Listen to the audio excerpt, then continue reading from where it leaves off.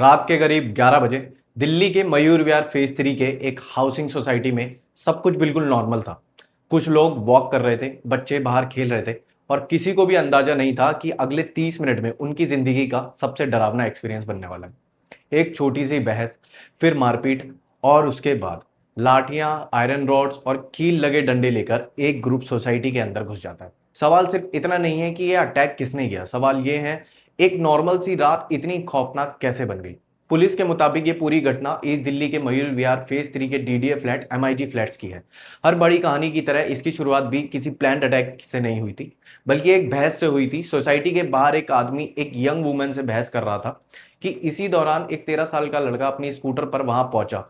Police के मुताबिक उस स्कूटर की हेडलाइट गलती से आदमी के चेहरे पर पड़ गई। यहीं से माहौल बदलना शुरू हो गया। वो आदमी इतना गुस्सा हो गया कि उसने सीधा बच्चे पर हमला कर दिया और सिर्फ इतना ही नहीं, उसकी स्कूटर को तोड़ने की कोशिश भी की गई।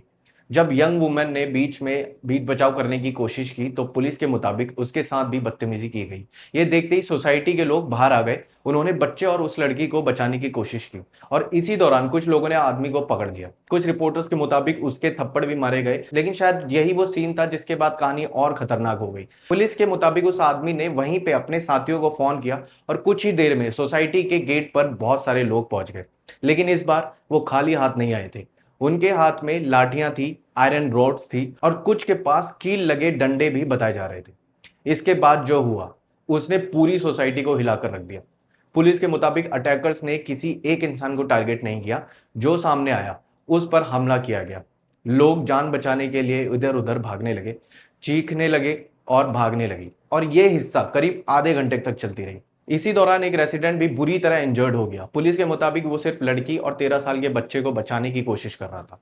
हमला के बाद अटैकर्स वहां से भाग गए, लेकिन जाते जाते भी उन्होंने कई गाड़ियों को टक्कर मारी और नुकसान पहुंचाया। पुलिस का कहना है कि सोसाइटी के सीसीटीवी कैमरास में पूरी घटना रिकॉर्ड हुई है। इस हिंसा में कम से कम 7 लोग घायल हुए हैं। सबसे ज्यादा चिंता की बात यह थी कि 13 साल का बेचारा बच्चा और 40 साल के एक व्यक्ति संजय की हालत इतनी सीरियस थी कि उन्हें आईसीयू में एडमिट करना पड़ा। बाकी घायल लोगों को ट्रीटमेंट के बाद डिस्चार्ज कर दिया गया। पुलिस ने इस मामले में अटेम्प्ट टू मर्डर समेत कई गंभीर धाराओं में केस दर्ज किया है। सीसीटीवी फुटेज और दूसरे सबूतों के बेसिस पर कई सस्पेक्ट की पहचान हो चुकी है और उनकी गिरफ्तारी के लिए रेड्स चल रही है। इसी बीच सोसाइटी के आरडब्ल्यूए प्रेसिडेंट ने यह भी आरोप लगाया कि रेसिडेंट्स ने पुलिस को कई बार फोन किया था, लेकिन पुलिस जो है वो बहुत ही लेट आई। इस आरोप पर पुलिस की तरफ से अब तक कोई पब्लिक रिस्पॉन्स नहीं आया है। फिलहाल इन्वेस्टिगेशन जारी है और पुलिस का कहना है कि हमले में शामिल सभी लोगों को पकड़ने की कोशिश जारी है। इस पूरे इंसिडेंस ने सिर्फ एक सोसाइटी को नहीं, हम सबको एक सवाल दे दिया है। अगर कल आपके सामने किसी बच्चे या किसी लड़की या किसी व्यक्ति पर के साथ कुछ गलत हो रहा हो, तो क्या आप उसकी मदद करने की हिम्मत करेंगे या फिर डर जाएंगे कि कहीं आप खुद ही निशाना ना बन जाए? क्या हम ऐसे समाज की तरफ बढ़ रहे हैं जहां गलत के खिलाफ आवाज उठाना भी खतरनाक हो गया है?